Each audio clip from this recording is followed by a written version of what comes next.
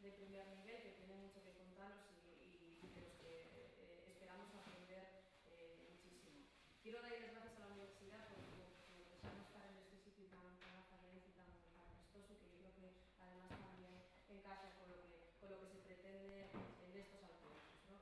Como sabéis, el Instituto Asturias 2030 es de creación reciente, pero desde que empezamos a funcionar, uno de nuestros objetivos es precisamente el tener espacios como estos de reflexión, donde escuchar a xente que sabe de lo que fala, que tiene ganas de compartirlo y de alguna manera de fomentar ese pensamiento crítico que a nosotros tan importante nos parece, ¿no? Y sin más, quiero desearos ya con el primero de estos encuentros que yo creo que más de actualidad no puede estar, ¿no? Porque si estos días hay un término que estamos acostumbrándonos a oír hasta la saciedad y muchas veces no tenemos muy claro qué es lo que se quiere decir con él, y es precisamente el de la posverdad, ¿no? Así que sin más, muchísimas gracias y ya vos dejo con los ponentes, a los que no puedo más que daros las gracias por acompañarnos.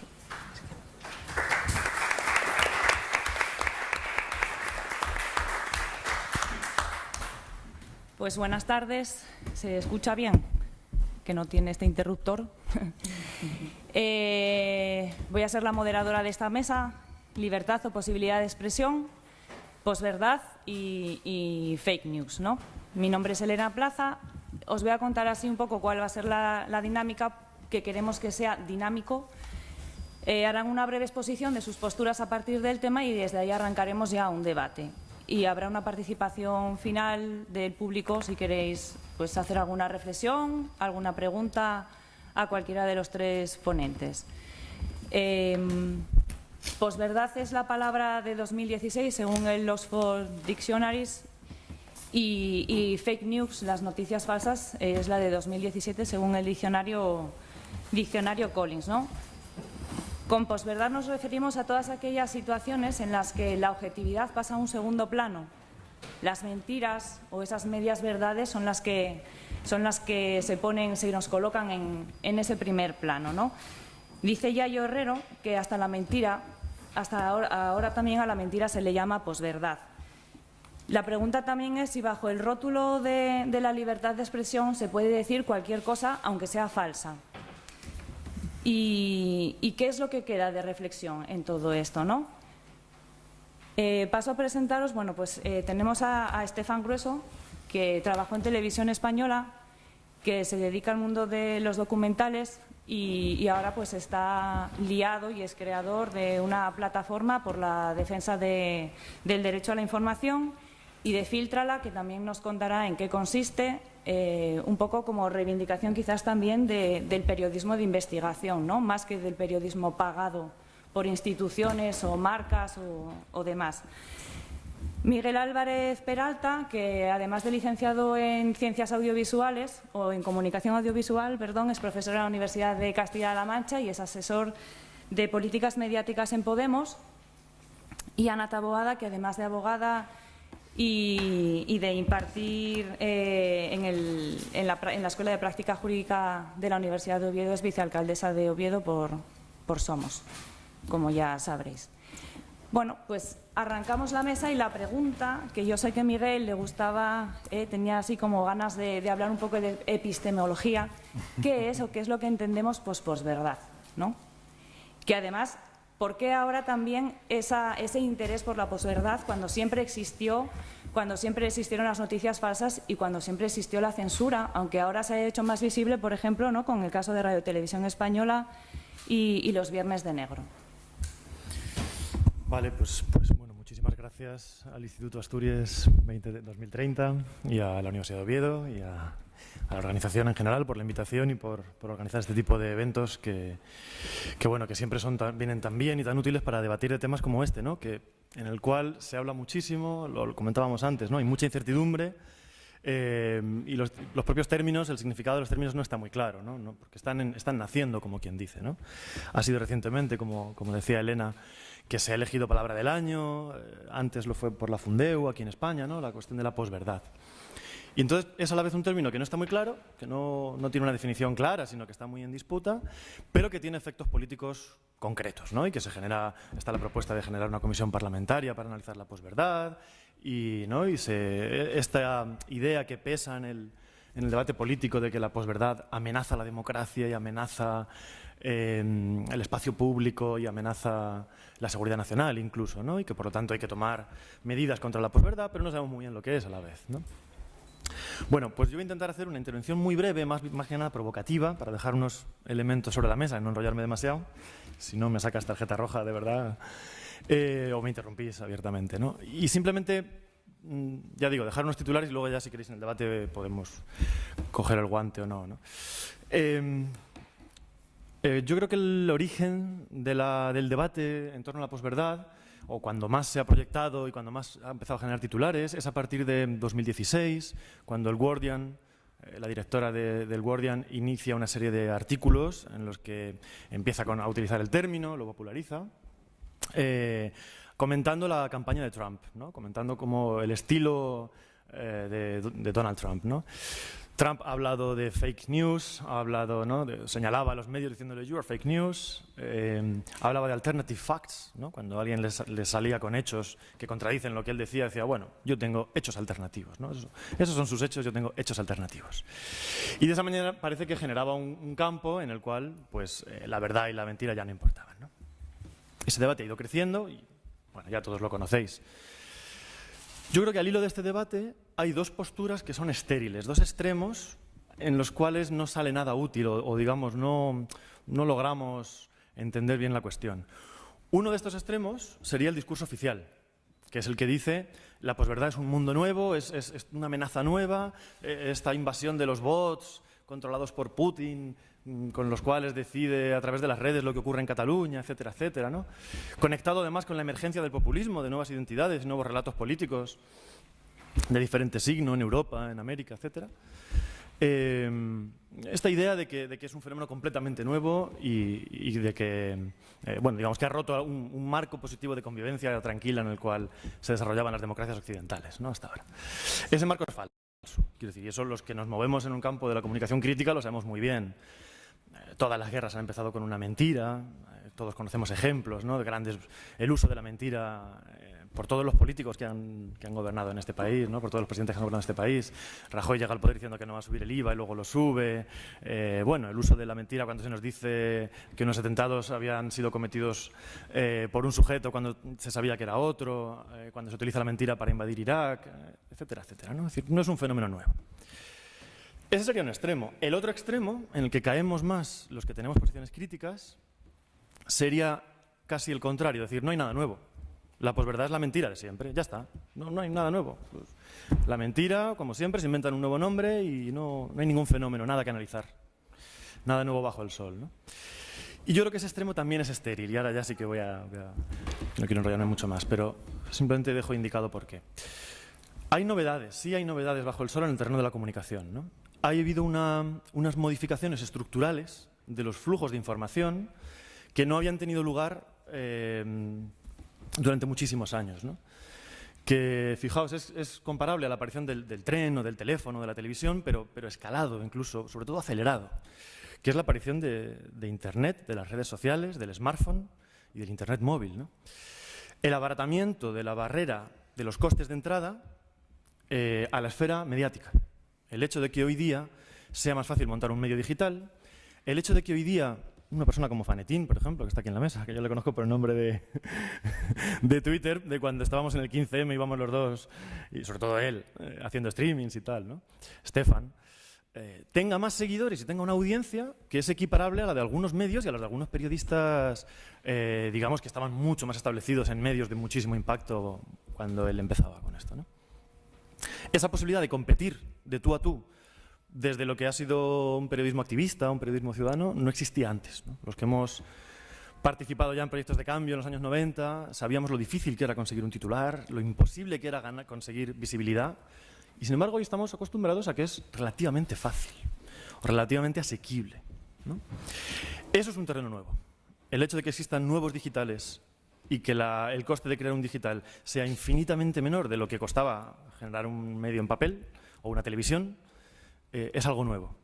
Y eso ha generado fruto además de otra serie de dinámicas, ¿no? Pues, habría que hablar aquí del efecto de la posmodernidad a nivel intelectual, de cómo ha ido cambiando el zeitgeist, pero también del agotamiento del relato dominante, del agotamiento del relato neoliberal, que nos decía que vivíamos en el fin de la historia, en el mejor de los mundos posibles, que hablaba de una globalización completa y feliz y de un progreso indefinido dentro de ese marco, y que eso encalla en la crisis de 2008 a partir de la crisis subprime y de la gestión de la crisis con políticas de austeridad en Europa, a partir de la cual ese relato empieza a tener problemas. El poder global que se asentaba en ese relato empieza a sentir que su relato se mueve, que su hegemonía cultural, que su, digamos, marco intelectual de operaciones se tambalea, se resquebraja. Empiezan a emerger otro tipo de intervenciones políticas nuevas, de corte novedoso, que han metido todas en el saco de populismo, donde entraría desde Evo Morales hasta el Brexit, desde Syriza hasta Le Pen.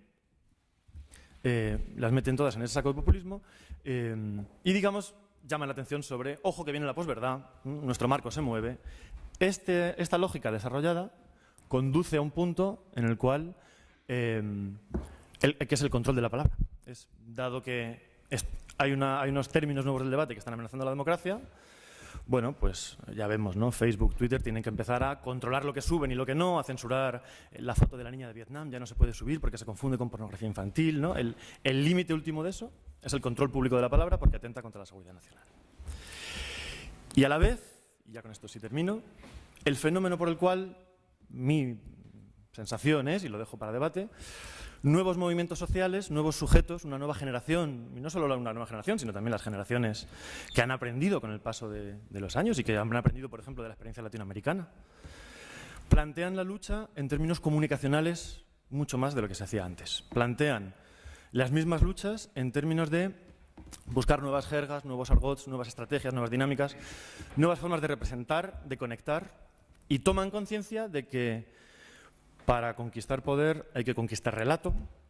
Para conquistar poder en un sistema electoral, en las democracias occidentales, ¿cómo funcionan? Pues hay que ganar elecciones y para eso hay que conquistar relatos, hay que conquistar lugares deseables, hay que conquistar voluntades, hay que generar voluntades nuevas. Y eso tiene que ver con una batalla comunicacional. En un mundo en el que además la gente lleva un ordenador en el bolsillo y en el cual está permanentemente conectado a una red que funciona en tiempo real. Eso da lugar a fenómenos como la primavera árabe, las primaveras árabes, a fenómenos como el 15M, a fenómenos como los que hemos visto en Latinoamérica, que son nuevos, que son de corte nuevo, que no existían antes, o no existían igual, son novedosos, ¿no? Y ante los cuales, digamos, las estructuras defensivas del poder tradicional no saben muy bien cómo reaccionar, o siente incertidumbre, ¿no? Y eso es lo que yo entiendo que ha dado lugar a los usos políticos de este término de la posverdad. Concluyendo, para mí la posverdad no sería la mentira de toda la vida. La posverdad sería ese clima en el cual se ha dado una toma de conciencia colectiva de que la verdad no es lo determinante a la hora de construir el poder, de que el poder no se ha construido históricamente en base a verdades y de que la batalla comunicacional no consiste únicamente en revelar verdades, sino que consiste fundamentalmente, entre otras cosas, en coordinar voluntades, en coordinar... tiene que ver con disposiciones también emocionales, que en los paradigmas del siglo XX se habían rechazado como una cosa opuesta a lo racional, ¿no? Tiene que ver con disposiciones emocionales, con disposiciones inconscientes, tiene que ver con lo implícito, con esas cosas que para los técnicos en marketing eran tan obvias y para los publicistas eran tan obvias, pero para los pueblos que luchan por sus derechos no habían sido tan obvias, y yo creo que se da una toma de conciencia del carácter comunicacional de las luchas. Aquí lo dejo como provocación y si queréis, luego en el debate podemos ahondar en esta cuestión.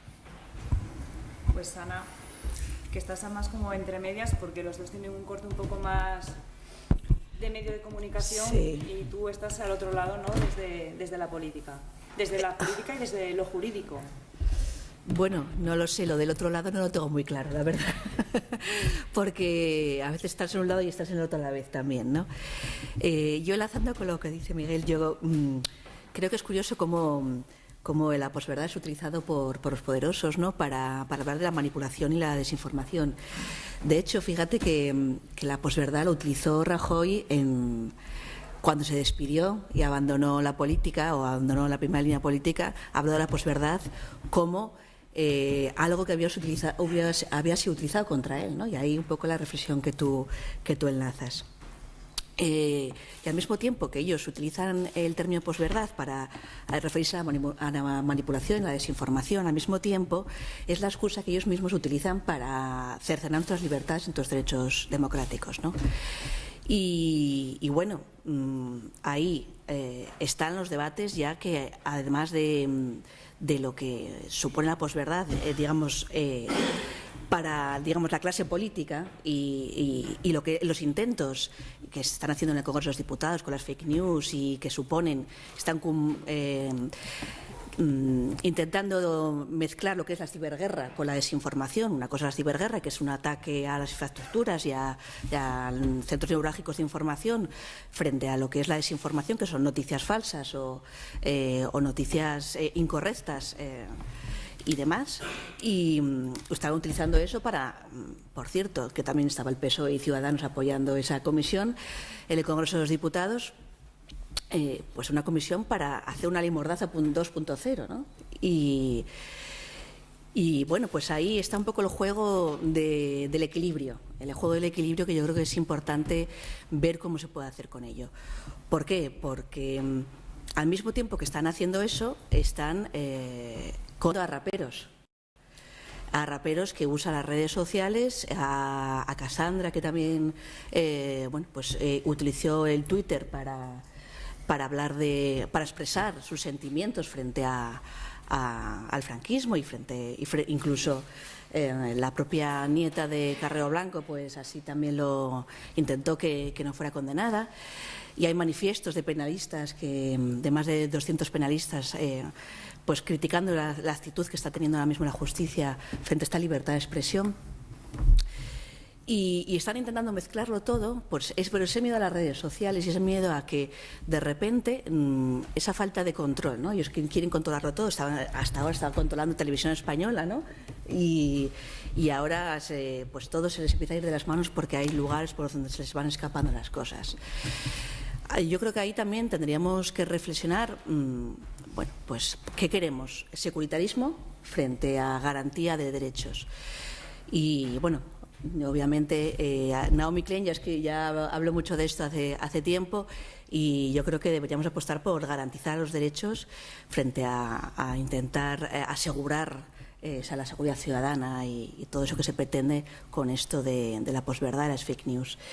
Y bueno, yo como reflexión, ya para el debate también, frente a esa desinformación, imaginaros que, pues eso, veis una noticia del periódico que hoy va a llover y miráis por la ventana y hace un ser reluciente. Imaginároslo, no pasa, pero pasaría. Imaginaos en Asturias, un día llegará, ¿no? Luego contrastas esa información con tu realidad social, ¿no? Ves que realmente pues no está lloviendo.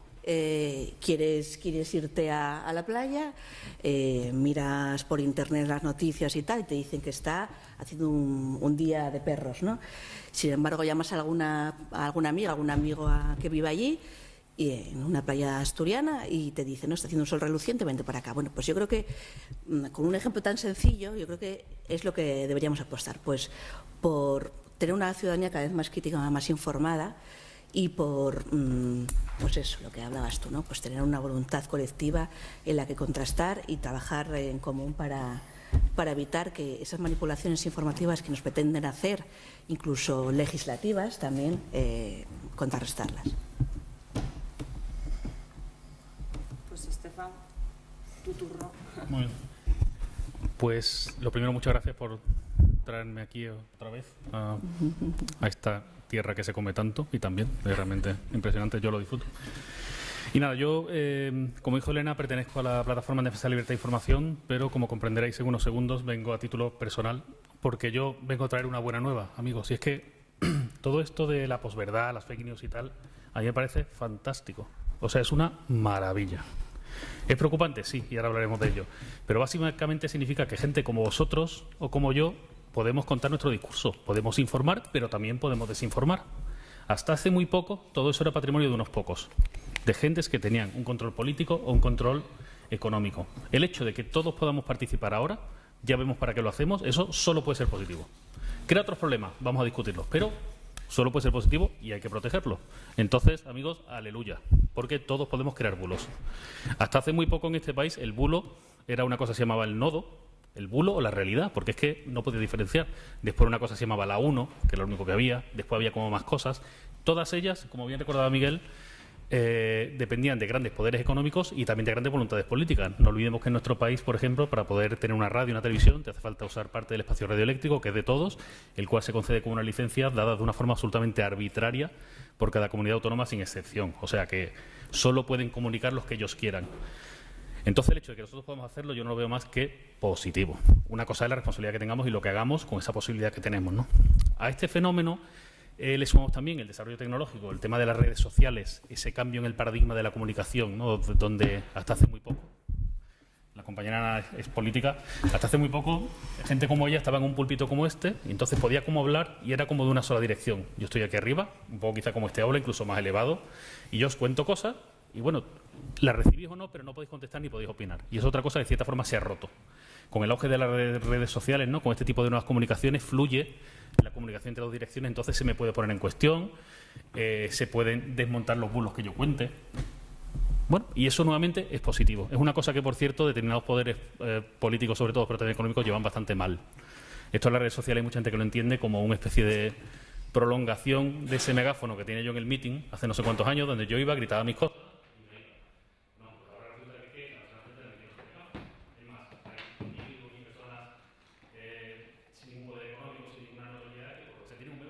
Grande y me pueden montar un lío, con lo cual realmente estoy como más fiscalizado y todo lo que yo diga, sea verdad o sea un bulo, que al fin y al cabo da un poco igual, la cosa es el derecho a hacerlo, pues esa persona me puede montar un lío, ¿no? Lo cual, por eso insisto en esta tesis quizá un poco provocadora, pero que yo todo esto nada más que lo veo como realmente una evolución en la libertad de expresión que tenemos y en la posibilidad que tenemos de participar en lo público y en lo privado y de contar nuestra verdad. A partir de ahí ya discutimos lo que sea, si es verdad, si es mentira, si es más verdad, si es menos mentira, si es mi verdad, si es tu verdad, ¿no? Que eso es algo que tampoco es nuevo, llevamos como toda la vida así. Insisto que la tecnología ha tenido aquí un papel bastante importante. Lo que decía Miguel del Internet móvil ha sido una cosa absolutamente determinante para algún tipo de comunicación que hemos sabido y que hemos aprendido a hacer. Uno de los grandes éxitos que ha tenido el 15M, me atrevería a decir, que ha sido que hemos sido capaces de contarnos. Hasta entonces, el relato de lo que era una cosa siempre te lo iban a dar esos pocos medios o esas personas que tenían esa legitimación, ya sea económica, política, social o académica, pero en el 15M quizás no estamos de acuerdo, no estamos contentos con cómo se contaba quiénes éramos y decidimos hacerlo nosotros, ¿no? Yo creo que con un notable éxito, ¿no? Yo, de hecho, tengo también la experiencia personal que yo hice un documental sobre el 15M en Madrid y ese documental lo hice por una motivación muy concreta que era visitar a familiares e ir a zonas rurales de España, por ejemplo, a Badajoz o a Sevilla, un año después del 15M, y darte cuenta cómo muchas de las personas que vivían allí, familiares míos, seguían pensando que esto del 15M era una especie como de jarráis, jovencitos, violentos que no se duchan y que quieren quemar el Congreso.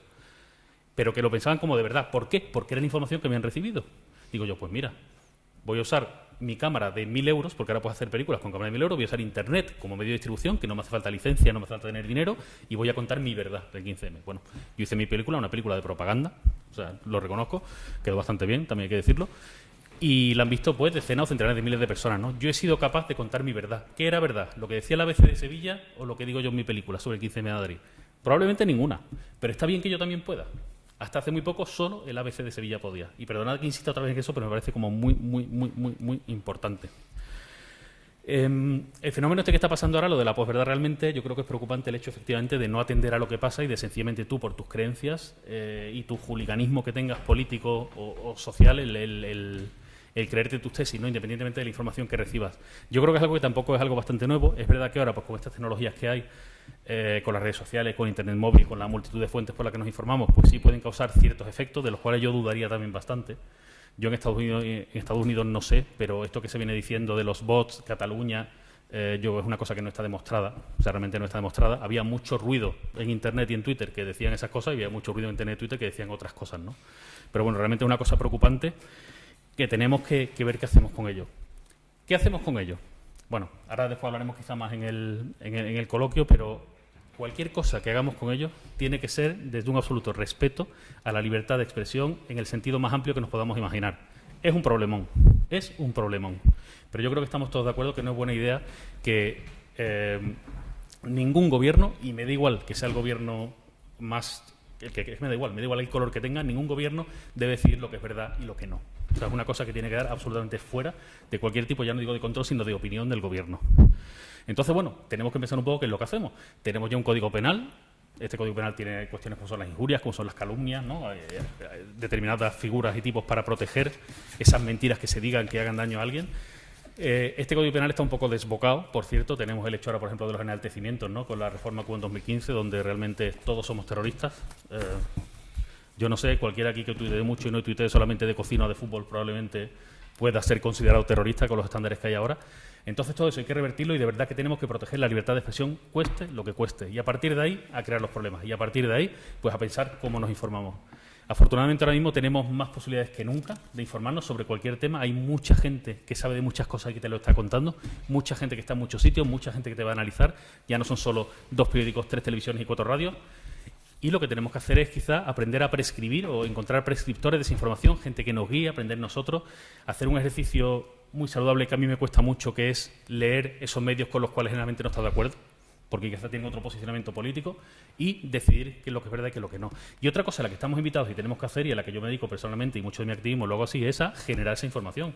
Voy a contar la realidad de lo que veo, mi opinión de lo que veo, yo te lo cuento, que es una cosa que me parece importante. Entonces, bueno, para ir acabando ya, yo creo que en el futuro, o lo que tenemos que hacer, y me gustaría que habláramos un poco quizá de ello en la discusión, una de las formas que tenemos que tratar de controlar este fenómeno, es que tampoco es controlar este fenómeno, pero de aprender a vivir en este nuevo mundo, donde todos tenemos derecho a emitir información, vamos a ponerlo así, es el tema de una alfabetización mediática y una alfabetización tecnológica, ¿no? Ahora mismo estamos en un momento, en una situación donde no sabemos bien qué es un medio de comunicación y qué no. Tampoco... una cosa porque es un medio de comunicación es verdad lo que diga, pero se supone que su función es... Bueno, tenemos estos nuevos formatos que no sabemos qué es lo que es. Confundimos publicidad con opinión, con información, con contenidos patrocinados, con un montón de cosas, ¿no? Entonces yo creo que es muy importante que aprendamos sencillamente a vivir y a movernos y aprendamos este nuevo lenguaje que tenemos ahora, ¿no? Que es este lenguaje que nos permite a todos mentir y soltar bulos, igual que si fuéramos una estructura económica o política, que eran las que hasta hace muy poco tenían este monopolio. De momento lo voy a dejar aquí y espero a la Guardia Civil impaciente. Bueno, van surgiendo temas, aunque yo tengo aquí mi guión. Por un lado, la infotoxicación, ¿no? Y lo que decías tú, esa alfabetización mediática que no tenemos, porque al final leemos y nos creemos lo que nos interesa creer y lo que es más afín a nosotros. Tenía un profesor en la facultad que decía que era más fácil cambiar de religión que cambiar de periódico. Y en cierta manera es cierto eso, ¿no? Estás acostumbrado y esto es así porque viene así y además es que está hasta maquetado así y de ahí no me salgo. Ahora, ¿quién pone puertas al campo con Internet, ¿no? Y con estos nuevos usos que nos surgen? ¿Cómo la gente aprende esa alfabetización? ¿Cómo aprende a discriminar? ¿Cómo aprende a ver lo que es una posverdad, ¿no? Ahora que es la era también de los poscon, los posmachismos, todos los pos. ¿Hacia dónde apuntan las cosas? Como vivimos porque además, con Inda también, ¿cómo? ¿no? Como vivimos con Inda, ¿no? Por ejemplo, También. otro. Además soy periodista y cuando decís esto de todos podemos informar, es en qué lugar quedamos los periodistas, ¿no? Que tenemos, se supone, esa delegación tácita de la sociedad hacia nosotros para hacer esa función de perro guardián que se va pues perdiendo por estos pagos, ¿no? Que ponemos así la mano detrás y luego traducimos en publicidad institucional, que también hablaremos. Claro. Sí, pues bueno, por recoger el guante, si me permitís, que has lanzado unos cuantos interesantes. Claro, yo creo que para empezar los periodistas tenemos que hacer autocrítica. Quiero decir, este titular que se habla tanto de la crisis del periodismo. Fijaos, una cosa que yo, por ejemplo, creo que pone cifras a esto de que hablamos de la posverdad. En las últimas décadas, a nivel global, además, o por lo menos en todo eso que se llama Occidente, ¿no? En Europa y en Estados Unidos por lo menos, los niveles de confianza en los medios impresos han ido cayendo, vienen cayendo década a década, año tras año, con algún repunte, con alguna pequeña variación, pero fundamentalmente una tendencia a caer. La gente confía menos en la prensa. Y esto no quiere decir, lo digo porque al hilo de lo que decías, ¿qué hacemos con Inda? Nos creemos las noticias. La gente ha modificado su relación con los medios. Cuando una noticia de OK Diario viraliza, o cuando vemos las portadas de algunos diarios impresos en España, como La Razón, y nos indignamos tanto, ¿no? Ese fenómeno que se ha llamado también el periodismo hooligan. lo que le demandamos a los medios muchas veces ya no es que cuenten la verdad, duela o guste, sino que incidan en el sentido que nosotros queremos que incidan. O sea, esa idea de que se ha discutido tanto de que hay una especie de militancia en los medios. Yo soy de este. No porque cuenta las historias como son. Yo sé que esconde cosas, yo sé que da versiones sesgadas, yo sé que hay cosas que no está contando, pero incide de la manera que yo creo que se debe incidir en la sociedad. Y esta es la nueva relación con los medios. Entonces, por un lado, cae la credibilidad, pero por otro lado, la viralidad, aunque no les dé beneficios, las noticias siguen viralizando y viralizan con este nuevo criterio, ¿no? Lo impactante, lo que incide como a mí me gusta que incida. Cuando una noticia viraliza, no necesariamente viraliza porque sea una verdad, ¿no? Viraliza desde esos nuevos criterios. Y yo creo que sí, claro, que por un lado lo de la alfabetización mediática es clave, y que los periodistas hagamos esa crítica de decir, bueno, pues es que a lo mejor hemos hecho dejación de funciones durante muchos años, tenemos que hacer la autocrítica y empezar a ver qué otro periodismo es posible, y yo creo que en España hoy se está haciendo muy buen periodismo y hay redacciones que están dando un muy buen ejemplo de periodismo, pero esto es un fenómeno relativamente nuevo. Yo creo que tiene mucho que... O sea, que se ha empezado a ver muy buen periodismo a nivel masivo desde que existe el digital. Antes hemos visto ejemplos de periodismo pues, muy lastimosos, ¿no?, en este país. Lo dejo. Bueno, yo creo que también es importante resaltar, ya hablo por lo que me toca, que los cargos públicos tenemos que soportar un nivel muchísimo mayor de ataque, y estamos sometidos a ello. Y eso, bueno, pues cuando tomas la decisión y das el paso, pues sabes que de alguna manera dejas parte de tu vida, pues abres los armarios y dejas tu vida pues a la visibilidad de todo el mundo, ¿no? Y yo creo que pues ahí es muchas de las veces lo que le pasa ahora a los políticos de la derecha, que siempre venían controlando por los medios de comunicación y controlando lo que se iba a decir, los titulares, pues que ahora de repente pues también están mucho más sometidos, digamos, a la crítica política, ¿no? Y bueno, también nos pasa a otras que también, pues eso, sufrimos a Inda o a Loki Diario y tal, pero bueno, yo creo que sí que es importante lo de la formación digital. También esa posverdad también pasa incluso en la vida diaria, no siquiera en la forma digital, sino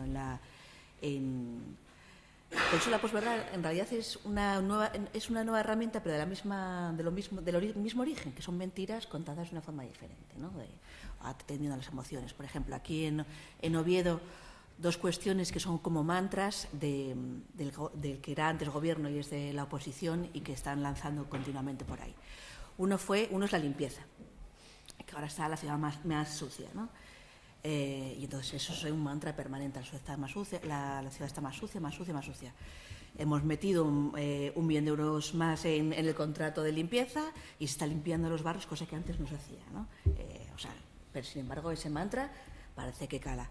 Y otro, como curiosidad, es las farolas de Oviedo, que las farolas isabelinas tienen unas cruces que son representativas de la ciudad. Y, bueno, pues alguna farola pues que nos costó bastante cara, se estaban cayendo las cruces esas, y decían que es que éramos nosotros los que estábamos quitando las cruces para... Bueno, eso es un bulo que además corrió por las redes sociales también de forma importante, el tema de las farolas y de que pues el tripartito estaba acabando pues con todo lo que tuviera que ver con los motivos religiosos, ¿eh? Y bueno, son cosas a las que te tienes que someter porque están ahí, y lo que tienes que hacer pues un trabajo mayor en materia de comunicación. Eso también es importante porque es así, ¿no? Y a veces, en vez de luchar contra las redes sociales, que las redes sociales pues puedes trabajar de una mica concreta, a veces también tienes que trabajar con los periódicos de la provincia, ¿no? de la ciudad, que es más complicado a veces.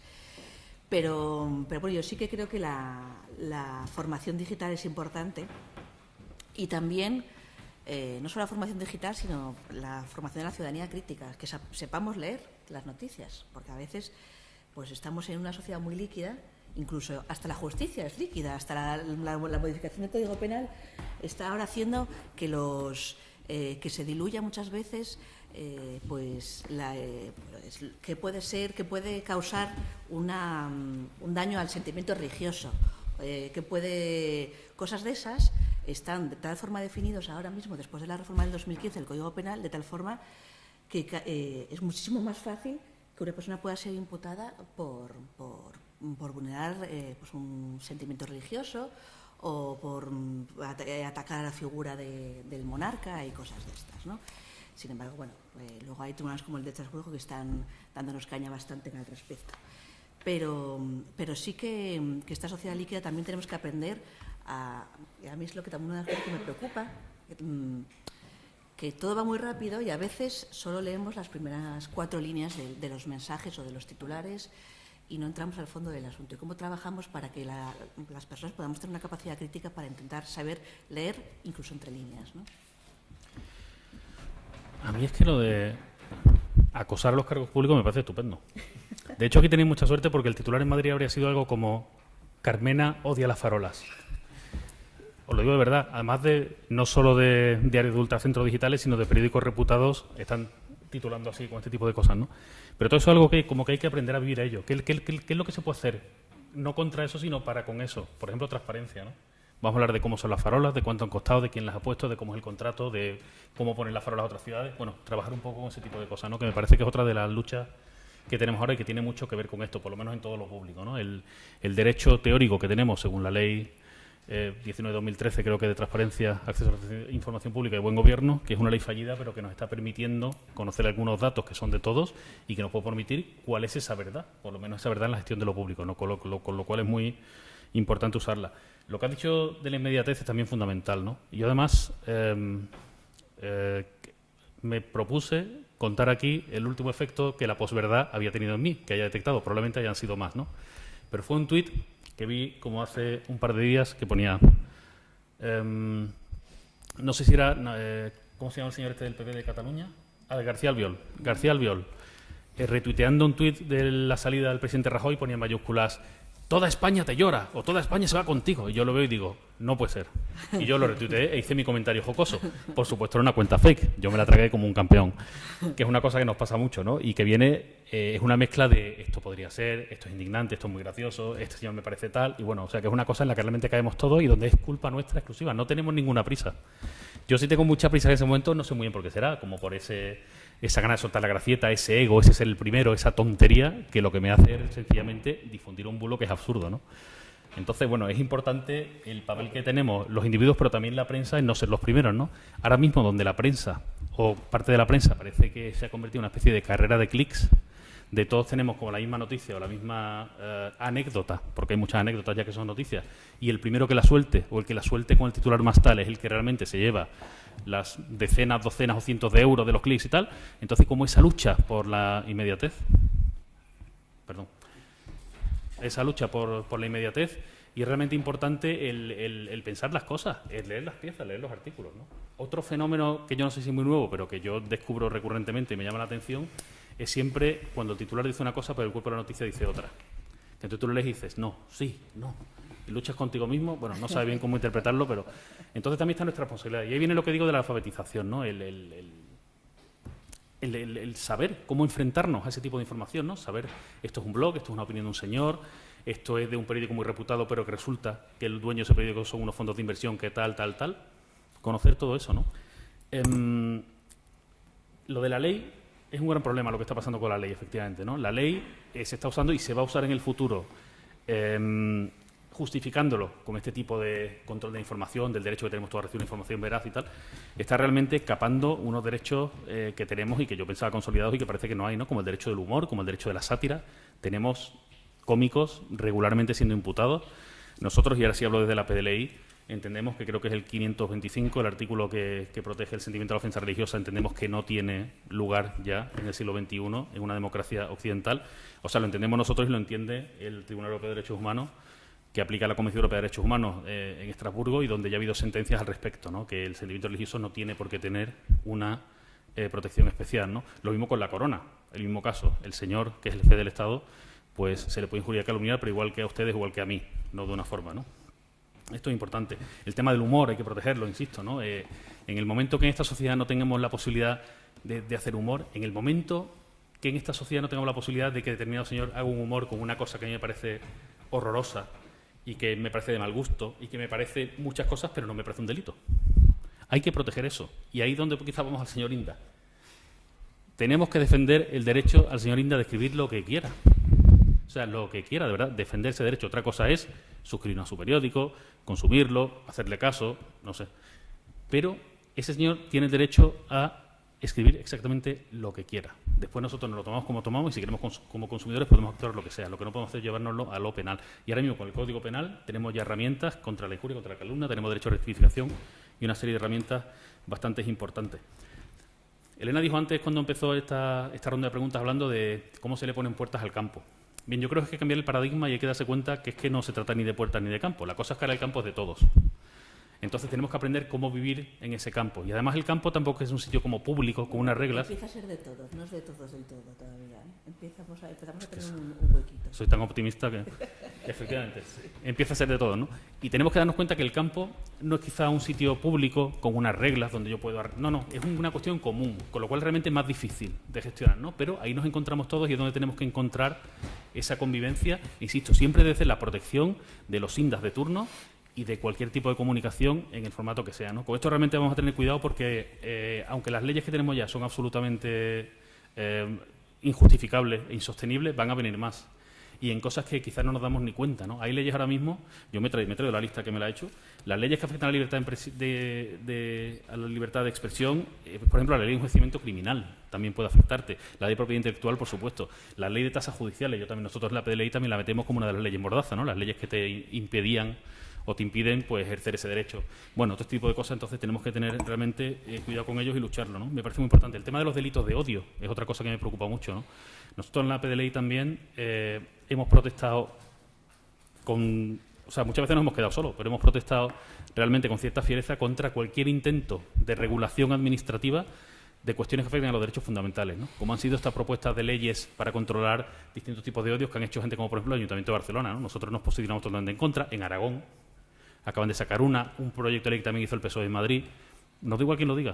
Nos parece que este tipo de intromisión en los derechos fundamentales de las personas tiene que estar tutelado por un juez y no podemos dejar que nuestro ayuntamiento nos diga. Y mira que estamos de acuerdo con muchas cosas, evidentemente. Estamos de acuerdo con que hay que proteger las minorías, ¿no? Con que hay que proteger pues, a los grupos vulnerables, evidentemente. Pero no puede ser de esa forma penal y no puede ser, por supuesto, de esa forma administrativa, ¿no? Vaya lío que me he hecho. Si me permites, muy breve. Por responder a una de las cosas que planteabas ahora, ¿no? Yo creo que tiene algo de sano. O sea, ese ambiente que tú describes, yo también soy, o quiero ser optimista, ¿no? Ese ambiente que tú describes en el cual, pues claro, ya mentira y verdad se mezclan, vamos los primeros a dar la noticia, el tuit, ¿no? Este mundo de la información acelerada, el periodismo ciudadano, donde ya no hace falta ser periodista cualificado y tener un título para tener un impacto enorme en el espacio público y difundir información, ¿no? Tiene un punto sano, yo creo. O sea, podemos verlo como algo que conduce al cinismo y a eso que se ha llamado la pospolítica, ¿no? Que diría Zizek. Bueno, pues ese ambiente en el cual ya vivimos en el caos, todo da igual, no podemos controlarlo, no hay cómo aclararse en este mundo, ¿no? Todas las fuentes, medios que mienten tienen más impacto que algunos que tratan de decir la verdad, invierten mucho para ello, mientras que otros, publicando mentiras, hacen mucho dinero, ¿no? Qué locura, ¿no? Como podría llevarnos a ese digamos, futuro negativo, ¿no? Pero podemos mirarlo también como un paso de madurez, como una toma de conciencia colectiva de, bueno, hemos entendido una verdad, valga la redundancia, que es dura. Y es que la verdad no siempre prevalece. O sea, que aquello que era como un mantra del siglo XX que teníamos tan interiorizado y es, bueno, la verdad siempre gana, y entonces con decir la verdad ya basta. Con que denunciemos lo que es verdad, pues como la verdad siempre prevalece, pues ya está. Entonces, ¿cómo son las luchas comunicacionales? Pues digo mi verdad infinitamente, la repito cada vez más fuerte y ya ganaré algún día, ¿no? Claro, y de repente creo que hay un paso de madurez en el cual masivamente empezamos a tomar conciencia de que la forma cuenta mucho, de que con decir la verdad no se gana, de que la verdad, por desgracia, no siempre prevalece, y de que cómo lo digas, cómo lo cuentes, a través de qué relatos, y de que la parte emocional es fundamental.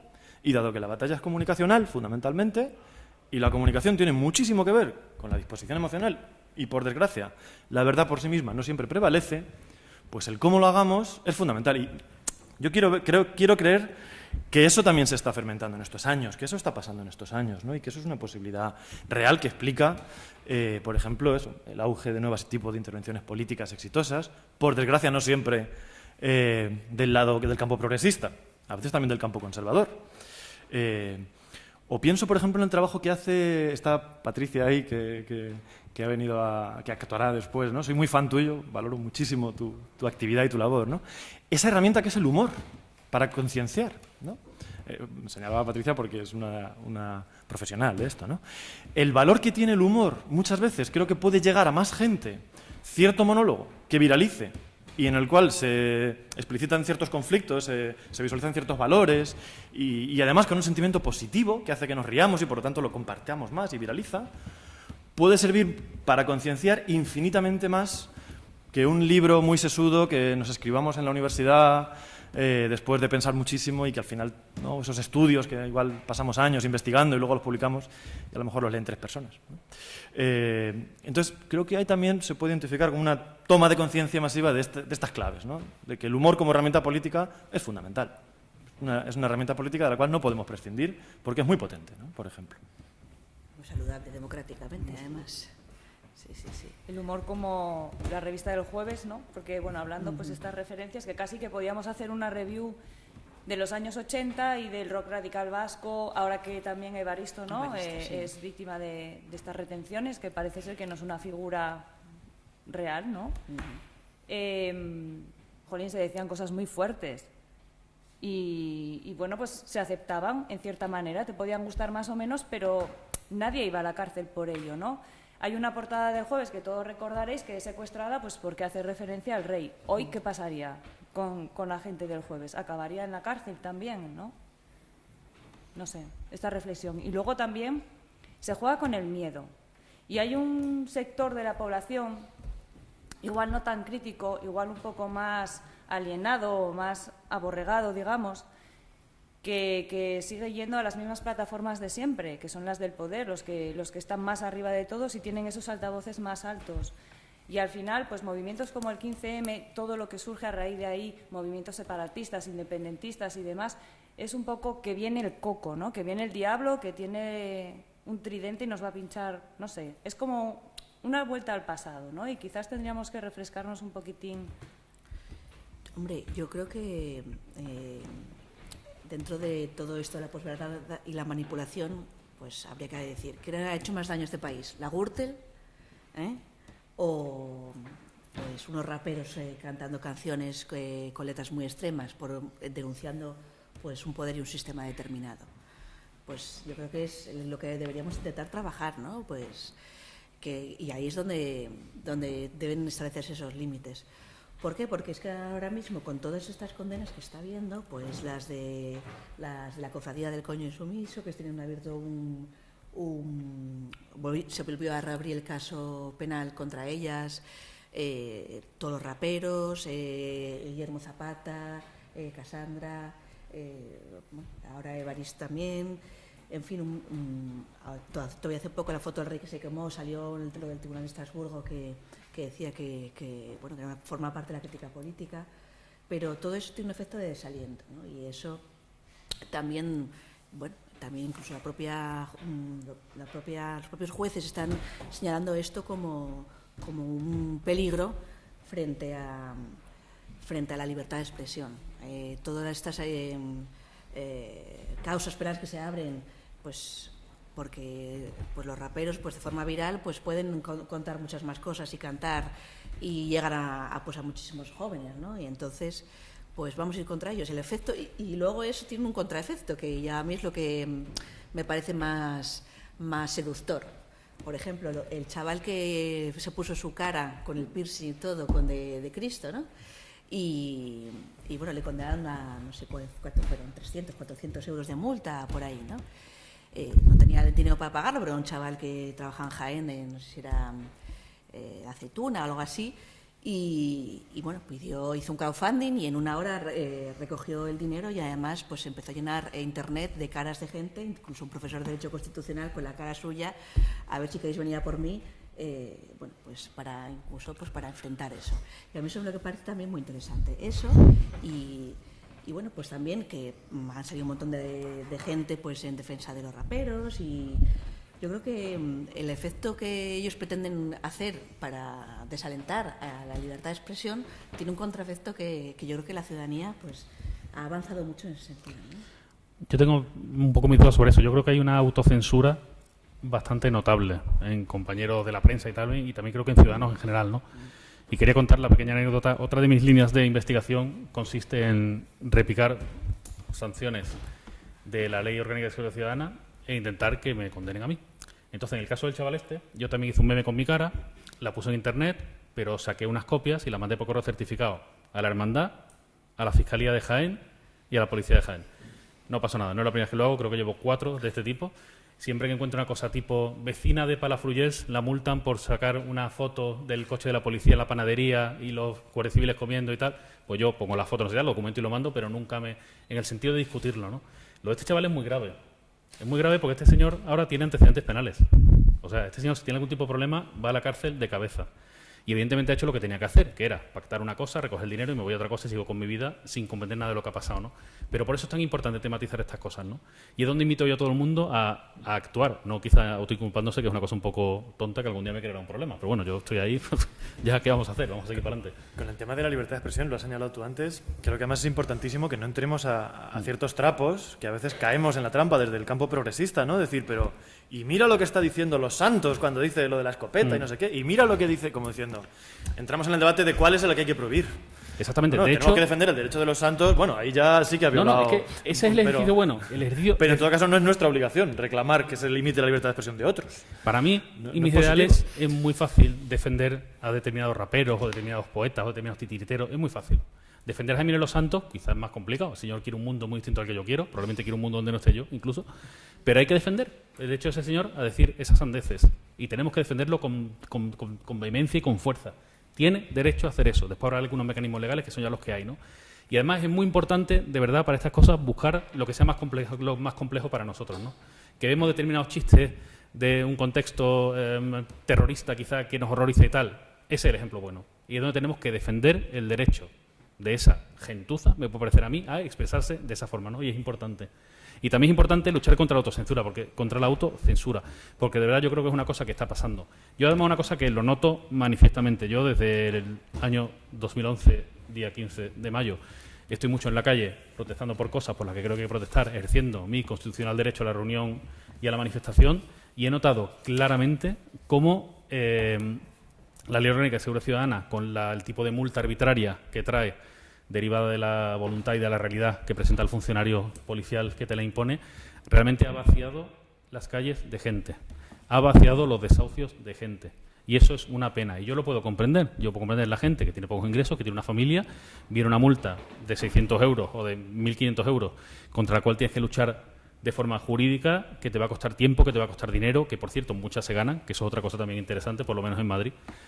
Y comprendo que esa persona decida no ir más a un desahucio, pero es que es una tragedia, o sea, es una tragedia que esa persona no decida ir más a un desahucio, como sería una tragedia que Jiménez Los Santos decidiera, yo qué sé, recitar poemas de Rubén Darío en vez de hacer su charla que hace todas las mañanas en la radio. Y tenemos que defender esas dos cosas, ¿no? Entonces es importante encontrar eso, a ver cómo lo hacemos. Ahora mismo parece que hay una oportunidad con el nuevo gobierno de derogar la ley Mordaza. Yo personalmente creo que no se van a atrever, pero todos los que estamos aquí, creo, humildemente os invitaría a protestar por ello y a exigir a nuestros representantes que la deroguen entera. Nada de reajustar y nada de... No, hay que derogarla porque realmente es una ley que realmente coarta el ejercicio de unos derechos fundamentales que tenemos, ¿no?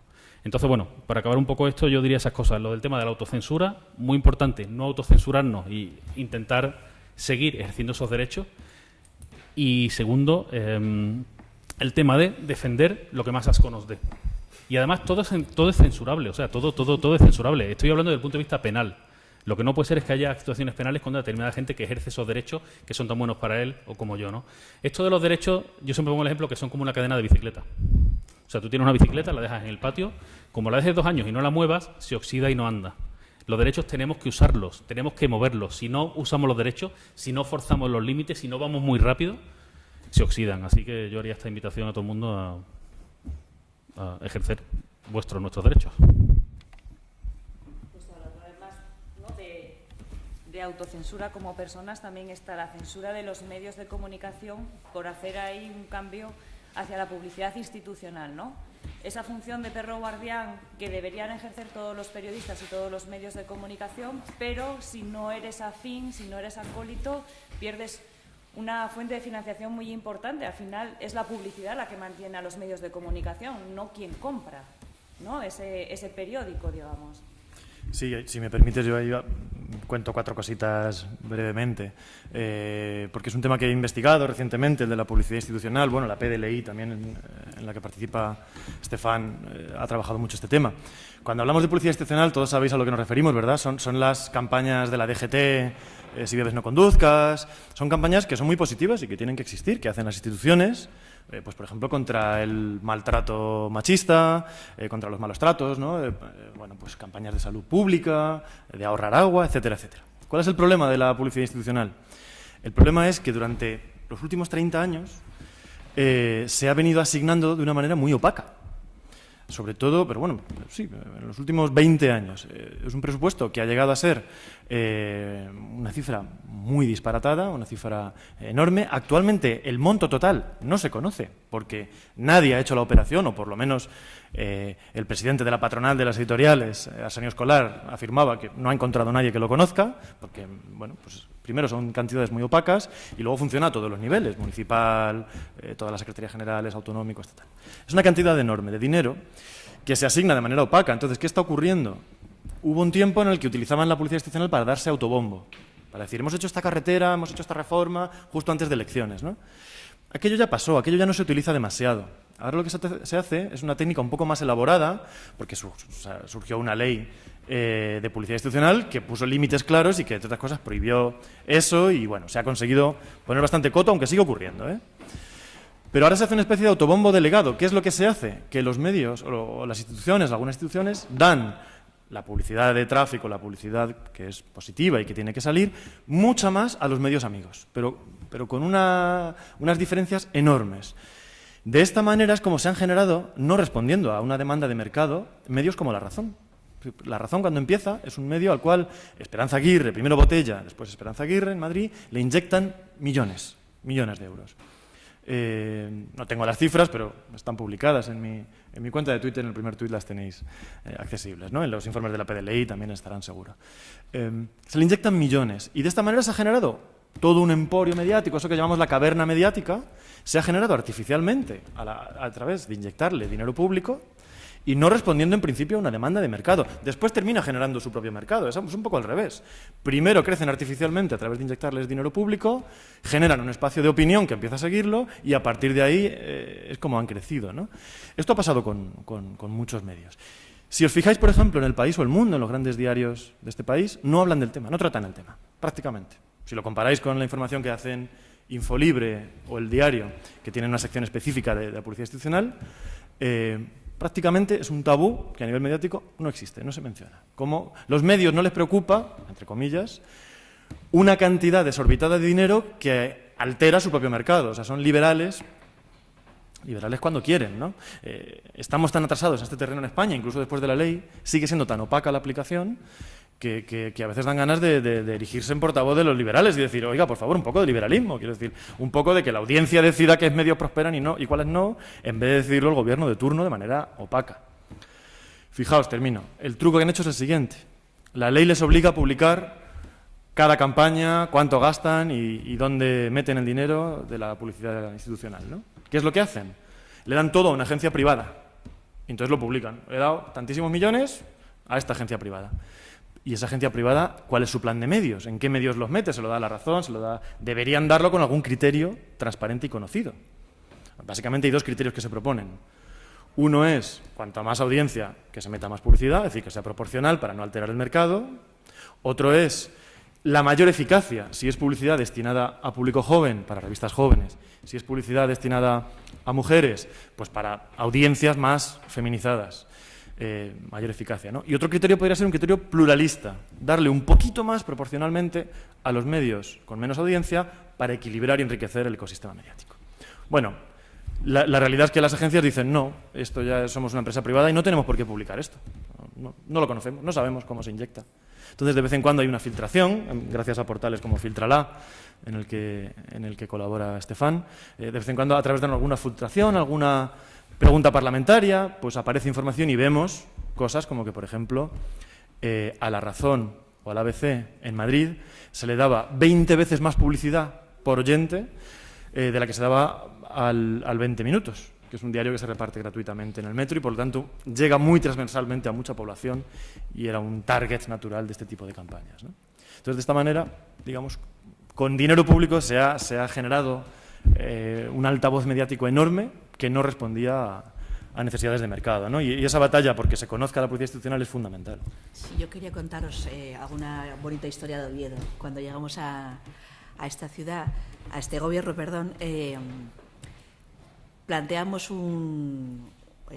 denunciamos a un medio de comunicación que se llamaba Vivir Oviedo, nosotros ya Vivir de Oviedo, porque una revista que tampoco digamos que tenía una tirada grande en la ciudad, sino que era como muy monográfico, debían hacer, pues, no llegaron a 20 ediciones.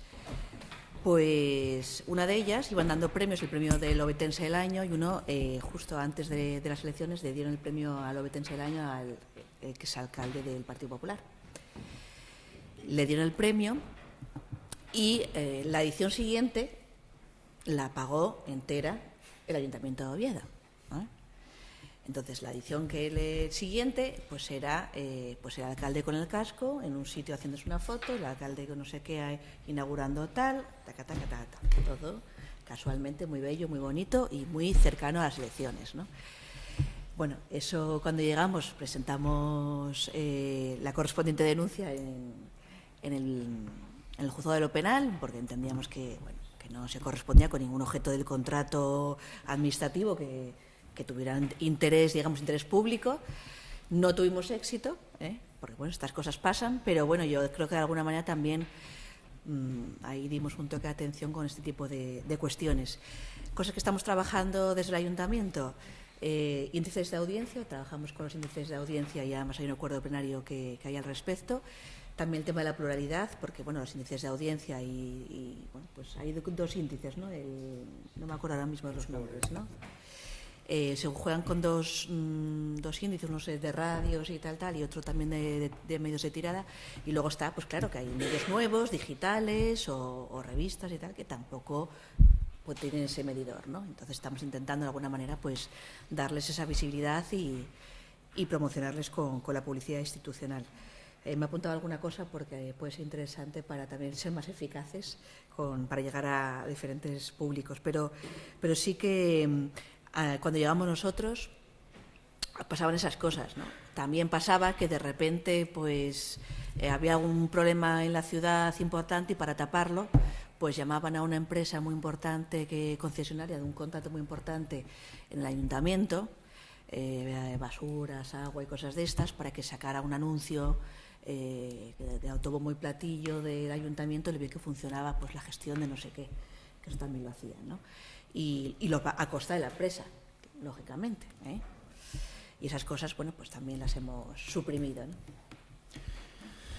Bueno, brevemente, sobre la publicidad institucional, nosotros en la PDLI creemos que es una cuestión realmente importante que hay que regular mucho mejor, y de hecho está entre una de las 10 peticiones que hacemos cada vez que empieza una legislatura, cosa que pasa frecuentemente en estos últimos años. Nos reunimos con todos los grupos y le damos la lata, le presentamos el papel, les llamamos y tal, y tenemos una serie de peticiones.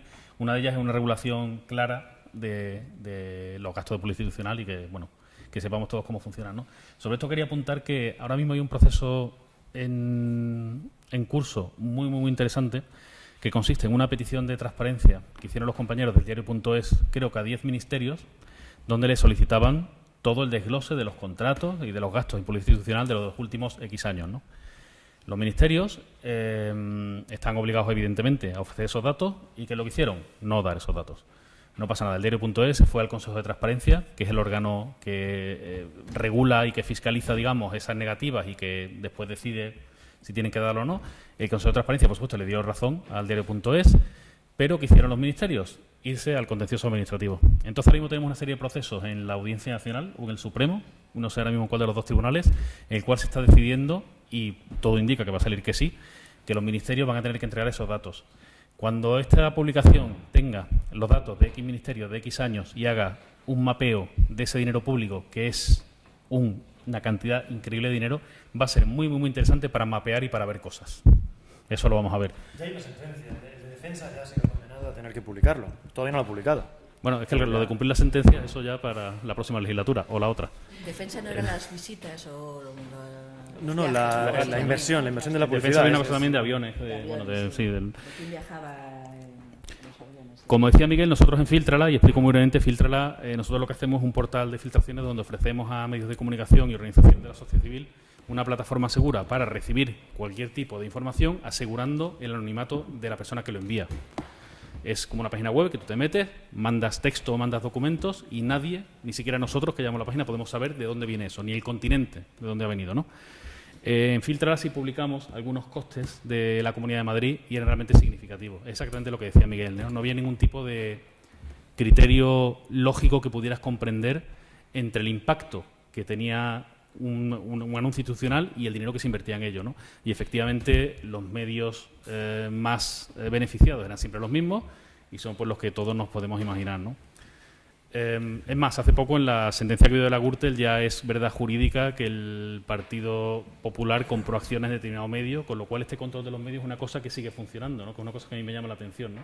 Pero está claro que sigue funcionando el poder crear esa opinión con cosas que parecen medios muchas veces, ¿no? Pues son estructuras tan pequeñas, hay algunos realmente que las investigas y te das cuenta que son 3 personas en un piso haciendo una cosa que parece un portal de noticias, claro, pero que se distribuye tanto por determinadas redes y lo mueven tanto, claro, que debe conseguir cierta legitimidad o tiene aspecto de, ¿no? Es realmente notable. Eso la verdad que es un historión también. Todos conoceréis seguramente, perdona, un ejemplito, periodista digital, el de Alfonso Rojo, que es cualquier cosa menos periodismo, ¿no? Es decir, es un medio pues, muy conocido por sus titulares machistas, pues, explícitamente machistas, agresivos, macarras, chabacanos, ¿no? Es un blog, en el mejor de los casos. Bueno, Alfonso Rojo recibió, no sé si llega a 1 millón de euros, no recuerdo la cifra, en fin, está publicada, de la campaña de la declaración de la renta, de lo que se gasta Hacienda en decir, llega la declaración de la renta, tenéis que hacer, no, 1 millón de euros, no, obviamente he dicho una burrada, pero era una cifra muy grande, es decir, era comparable a la que se recibía el país o el mundo, ¿eh? No, 1 millón de euros no puede ser porque la cifra total es $500.000 de euros, la cifra que se invertía en esa campaña concreta, ¿no? Pero vamos, si lo googleáis, sobre todo en el del diario, veréis casos como este, ¿no? Webs que no se conocía al dueño y que no tenían contenido ninguno. Sí, blogs prácticamente, webs que habían desaparecido y reciben cantidades de dinero muy significativas. Y lo que pasa con eso, más allá de cuestiones ideológicas, que también las hay y podemos discutirlas, es el hecho de que al Ministerio de Hacienda, a todos nosotros, le cuesta que esa información llegue a un lector 100 veces más poniéndola en periodista digital que poniéndola, por ejemplo, en 20 minutos, ¿no? Es así. Entonces, dinero nuestro para informarnos de nuestras obligaciones, de nuestros derechos, pero que en realidad se está malversando y de esta forma se está...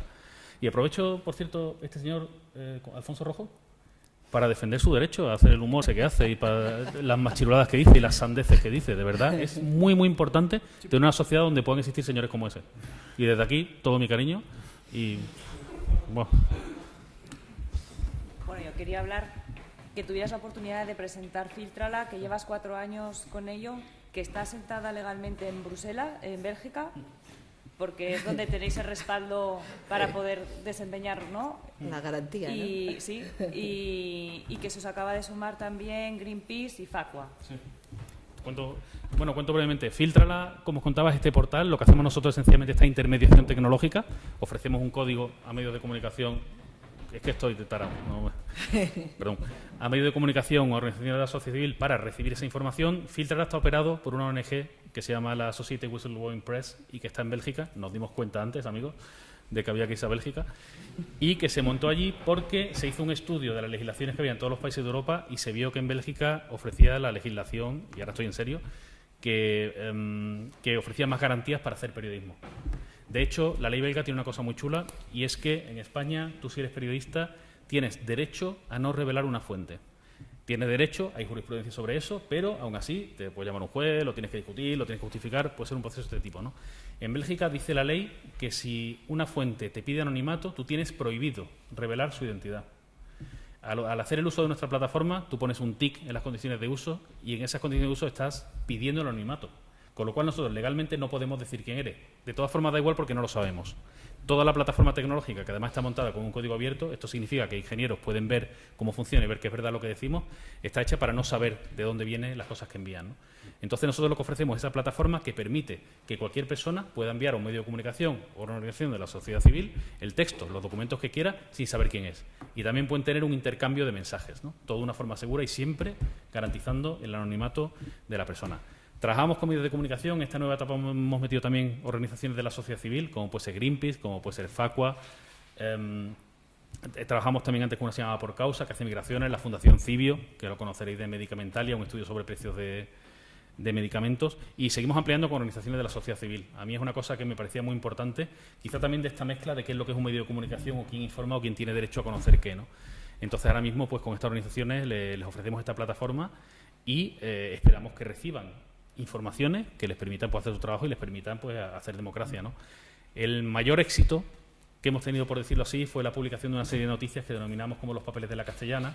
De esto hace ya 2 años y recibimos pues 15 gigabytes con 40.000 documentos refiriéndose a 300 empresas y personas, que era como una especie de mini papeles de Panamá, pero más españoles, vaya, de donde pudimos sacar unas 30 40 noticias sobre una veintena de personas, entre las cuales había pues desde la familia del rey, que documentamos cómo usaban fundaciones opacas para tener sus dineros por ahí, hasta empresarios muy notables, un embajador y bueno, determinadas personalidades que hacían cosas, algunas ilegales y algunas cosas que no son ilegales pero que son cuestionables y que nosotros entendíamos que eran noticiosas y por eso las publicamos, ¿no?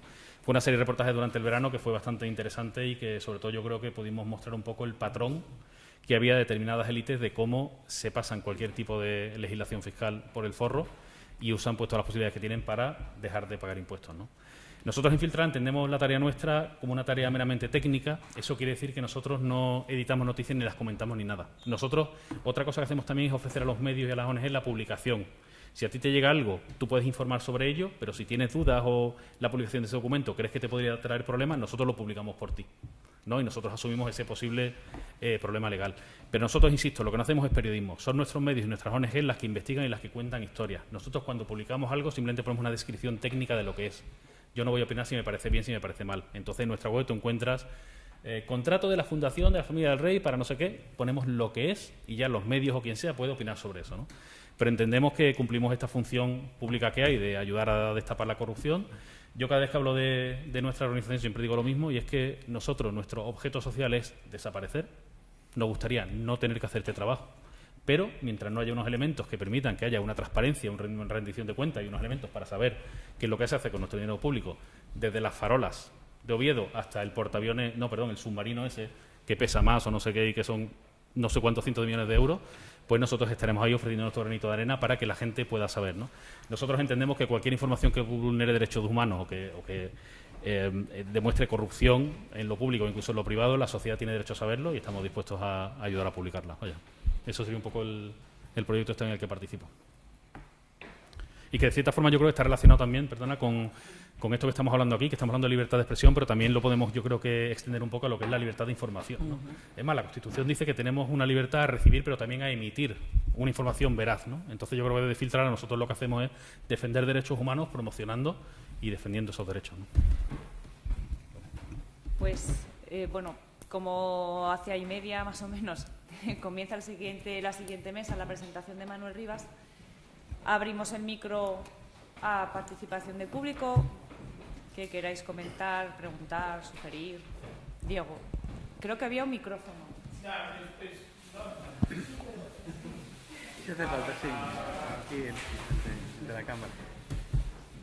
Una pregunta muy breve para Miguel, que es ¿qué crees que va a pasar en televisión española y qué se podría hacer y qué se podría presionar para democratizar la televisión española? Pues ha salido esta tarde la noticia, he visto el titular en El Español, de que el PP se sumaba al acuerdo por el concurso público en televisión española. Yo insistiendo en mi optimismo, creo, fijaos, y vuelvo a tomarlo como ejemplo de lo importante que puede ser a veces la forma en cómo se dan ciertas batallas. Creo que hemos generado un marco en el cual el coste de bajarse de ese acuerdo es demasiado alto, por ejemplo, para el actual gobierno, para el PSOE. que lo ha intentado, quiero decir que ha sido el último en entrar en el marco del concurso público para la televisión española. La televisión española necesita una renovación muy urgente, es decir, los trabajadores nos cuentan, lo viven con muchísima preocupación, el ambiente que se vive, el endeudamiento, están cerrando contratos millonarios en las últimas semanas para dejársela endeudada al siguiente consejo de administración que entre. Los trabajadores están desesperados y por eso han hecho la iniciativa esta de los viernes de negro, que salen todos los viernes vestidos de negros para protestar. Entonces, ellos hablan de urgencia. El PSOE intentó hasta hace poquito volver al marco 2 tercios. El problema del marco 2 tercios, que puede sonar muy bien porque es un gran acuerdo parlamentario, es que obliga a acordar con el PP, que ha demostrado el poco respeto que le tiene a la institución.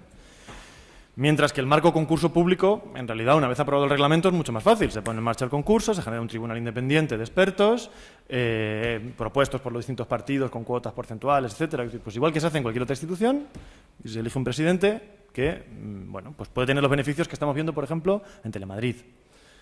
No es perfecto, no es el mejor, no, pero la diferencia ha sido, el salto es abismal con la antigua Telemadrid de Aguirre, ¿no? Yo creo que se va a lograr, soy optimista, creo insisto, creo que se ha generado una matriz de opinión en la cual bajarse de ese marco les saldría muy caro. Pero claro, hasta que no lo vea también, bueno, pues tenemos que seguir presionando. Pero yo creo que vamos a ver concurso público y vamos a ver la renovación pronto. Muy brevemente, nosotros en la PDLI también a los grupos les pedíamos el volver al sistema antiguo, que aunque imperfecto sí nos parecía que realmente fue un cambio, fue una mejora, ¿no? Pequeña anécdota personal otra vez. Yo he vivido 9 años en Alemania y una cosa que hacía yo mucho, que me encantaba, era contarle a los alemanes que cuando en nuestro país, hay un cambio de gobierno, antes que los embajadores cambian al director de informativos. Entonces los alemanes te miran así todos.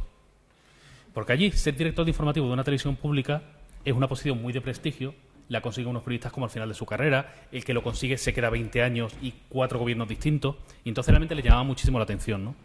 Entonces quizá también yo aprovecharía el desvincular esos cargos de legislaturas, el hacer cargos que ocupen varias legislaturas, el que algún tipo de sistema de ese tipo sería realmente bienvenido. Y el hacer un concurso de ese tipo, como hacen en todos lados, como hacen en la BBC, es muy famoso, no sé si lo visteis en su día, el anuncio de prensa de la BBC buscando director. No hace falta un director, anuncio de prensa, que se presente la gente y lo valoramos, ¿no? Pues a lo mejor tenemos que hacer esas cosas, ¿no? Y es realmente importante, lo de los medios públicos es realmente importante. Y no hay derecho a lo que pasa en prácticamente todos los medios públicos de este país, yo creo. Me atrevería a decir.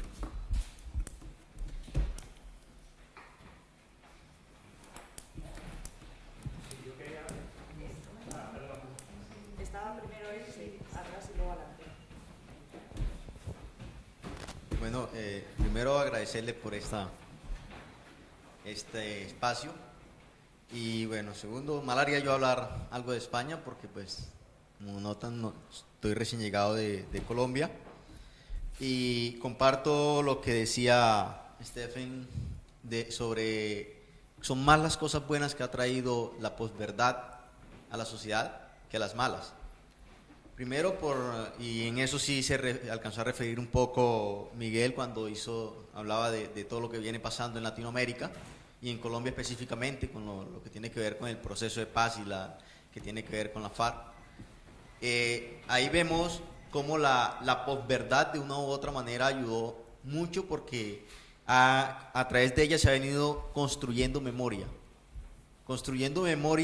y ya se da uno cuenta que la verdad no era esa verdad que estaba sacando el gobierno y las élites en su momento, sino que hay otras verdades que estaban escondidas y que no salían a la luz por miedo o porque no tenían los medios necesarios para poderlos emitir y ahora con esto de las nuevas tecnologías pues han salido a la luz. Hay algo que me preocupa. Y eso es lo que decía Stephen se necesita una alfabetización mediática y una alfabetización tecnológica que nos permita no confundir propaganda con opinión y publicidad con noticia. Digo me preocupa porque sería posiblemente caer en lo que cayó la academia cuando empezaron a imponer el rigor mortis de las políticas paper en los escritos, ¿sí? Desde que se empezó a poner el rigor mortis, entonces es por decir, el fulano va a hacer un ensayo, pero el ensayo tiene que escribírmelo así, de esta y de esta manera, o si no, no va a ser aceptado o no puede ser publicado. Entonces eso mismo podría pasar en caso de que se llegue a dar esa alfabetización de la que nos habla, y también podría ser un perjuicio para estos avances que se han venido dando con respecto a lo que llamamos posverdad. Muy rápido. Lo primero es que yo en realidad festejaba no la posverdad en sí, sino digamos todos estos fenómenos que han llevado al auge de la posverdad, ¿no? Esto de la posverdad es preocupante, pero el hecho de que haya surgido por el hecho de que todos tenemos más libertad ahora de expresión, más posibilidad de llegar y tal, me parece positivo. En cuanto a lo que dices, esa alfabetización yo creo que, no sé si confundes, pero estamos hablando de alfabetización pero no de regulación. No se trata de obligar a nadie a nada, es sencillamente dar esas herramientas para que cada persona sea capaz un poco de enfrentarse a estos nuevos tipos de comunicación, ¿no? Que es una cosa que yo entiendo que solo puede ser positiva. Evidentemente, cuando haya esa alfabetización, digamos que los malos, o sea, todos nosotros, porque somos todos malos, que esa es la buena noticia, crearemos nuevas herramientas para saltarnos esa alfabetización y será una carrera como de ese tipo, ¿no? Pero es donde yo creo que realmente tenemos que empezar, además tenemos que empezar las escuelas, yo lo veo súper claro. Nosotros, tanto desde la PDLI como también desde maldita.es, que los conoceréis, que son los de Maldita Hemeroteca, Maldito Bulo, estamos preparando ahora mismo, de hecho, una currícula para intentar ir a institutos, ir a colegios, pues hablarles a los chavales, sencillamente, bueno, a enseñarles cosas y hablar con ellos de qué es lo que es para, ahora mismo lo más básico, que básicamente es eso, ¿no? Diferenciar lo que es una noticia de lo que es un bulo, dar algunas pequeñas nociones de verificación digital, de cómo puedo yo saber si esto es verdad o no es verdad, bueno, cuestiones de este tipo, ¿no? Que es una cosa que me parece realmente fundamental. Porque ahora mismo yo, con mi tuit que os conté antes y con muchas otras cosas que hago, donde es que ni lo pienso, donde me indigno, donde no sé qué, esta cosa que tenemos todos de magnificar estas falsedades, ¿no? Es una cosa contra la cual yo creo que tenemos que poner algún tipo de herramientas y de voluntad. Sí, buenas tardes. Bueno, enhorabuena por la charla. Quería comentaros si alguien aprecia, bueno, la Comisión Europea parece que ha renunciado a regular, a legislar sobre la cuestión de las fake news. Por suerte, ¿no? Bueno, quizá por motivos espurios, pero bueno, por suerte. ¿Habría algún margen, pensáis que habría algún margen para que no ya los poderes públicos, pero los medios de comunicación pública tuvieran algún papel en el desmontaje de las fake news, en ayudar, contribuir a facilitar el desmontaje? Pues las funciones de Maldito Bulo, la importante labor de Maldito Bulo, no tendría margen en el ámbito de los poderes públicos.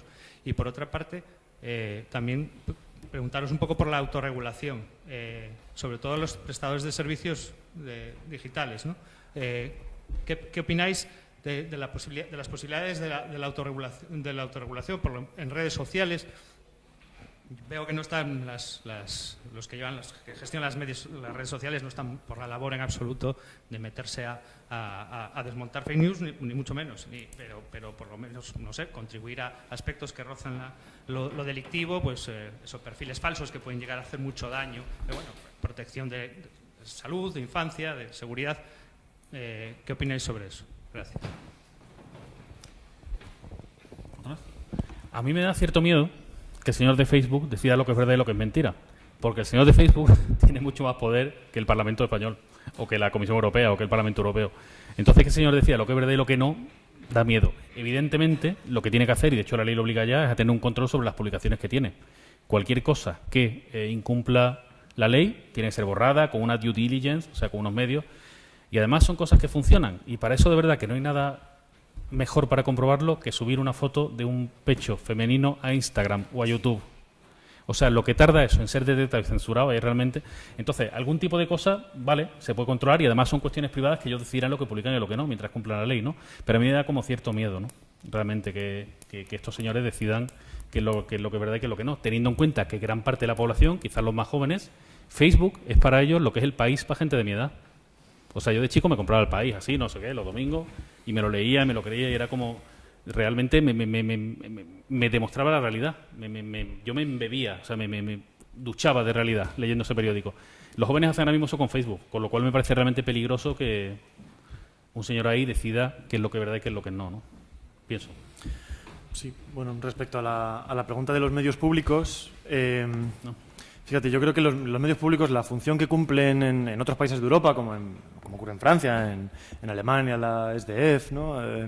Pues creo que su función tradicional es levantar un estándar de calidad.